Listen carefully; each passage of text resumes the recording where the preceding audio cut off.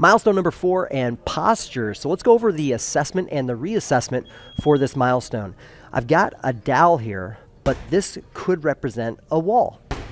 Now, this particular assessment does have a high level of subjectivity to it. We're not in a clinical setting, so when we're going through milestone number 4, our coaches are going to subjectively determine if posture is a problem or a concern or not.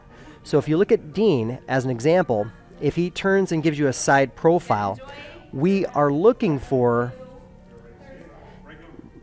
this is just a rough guide, but we're looking for those 3 points of attachment so that if this were a wall, those 3 points of attachment would be touching the wall, the head, the upper back, and the rear end, with natural curvatures, lordosis of the cervical spine and the lumbar spine. You can see he's got that gap right there. So again, it's not a clinical setting, so this is what we use for a really quick estimate, but in essence, we're looking for problematic posture. And if I visually look at Dean, I wouldn't even have to take this dowel or put him up against a wall, but I could tell you I don't really have too much concern.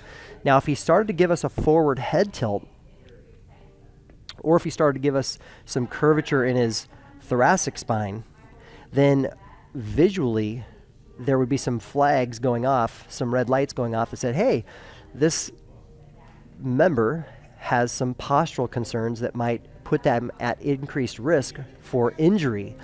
And also we can determine when we actually work with an individual, if their posture has been problematic, we can determine if there's been some chronic tension through the upper traps and the neck and just this whole backside chain all the way down to their plantar fascia, their ankles, their calves, everything just tends to be really tight. That's all connected. So we really want to straighten up, stand tall, and pretend like there's a string attached from your head to the ceiling, and we want you to maintain that neutral spine position. So postural assessment is a little subjective in our environment, and if we're looking at problematic posture, it's going to be typically a forward postural kind of position. Most clients don't have extension as a problem.